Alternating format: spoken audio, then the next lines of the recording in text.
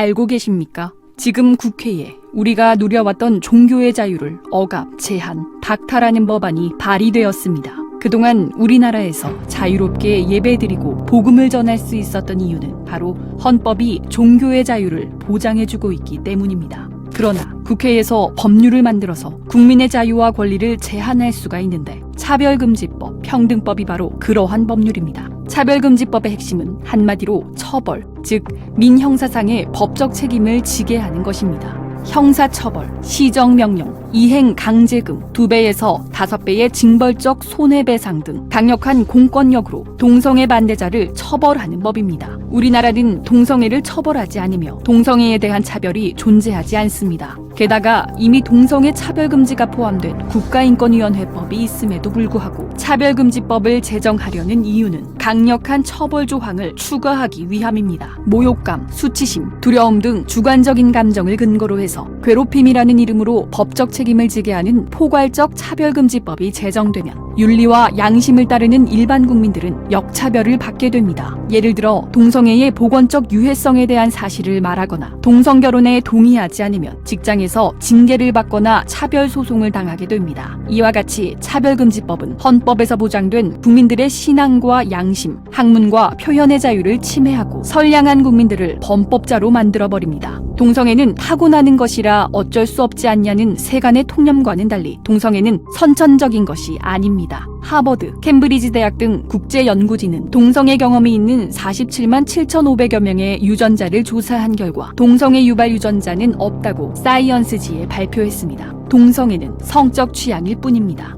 성적 지향을 포함하는 차별금지법을 강행하면 어떤 결과가 초래되는지 해외의 사례들이 증명해주고 있습니다. 첫째, 차별금지법은 설교의 자유를 억압합니다. 스웨덴의 아케그린 목사는 동성애는 죄라고 설교한 후 2004년 1심과 2심 재판에서 징역 1개월의 실형을 선고받았습니다. 영국 베리 트레이온 목사는 교도소 내 예배에서 동성결혼은 죄라는 설교를 하여 교도소로부터 징계를 받고 항소했으나 1, 2심 모두 패소했습니다.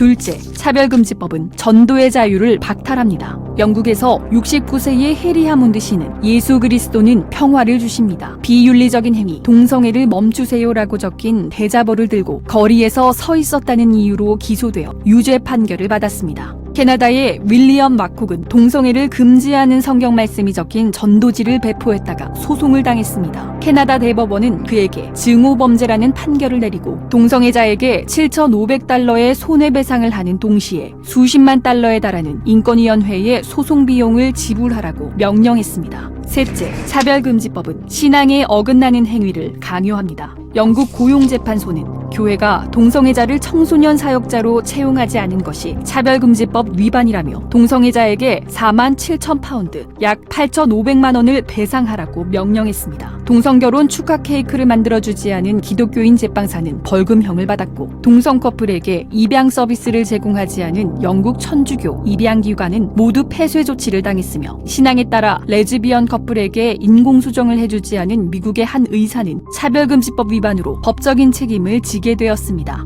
유사한 사례는 무수하게 많습니다.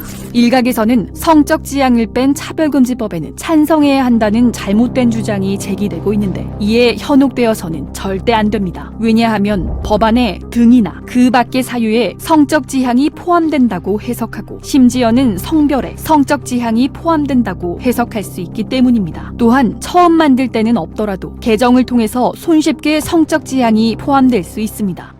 이제 한국교회는 종교의 자유를 지켜내기 위해서 믿음 위에 굳게 서서 분열되지 않고 한 목소리로 차별금지법을 반대하여야 합니다. 종교를 탄압하는 차별금지법에 대항하여 우리 모두 순교를 각오하고 믿음의 선한 싸움을 싸우는 거룩한 군사가 됩시다. 종교의 자유 수호! 차별금지법 스탑!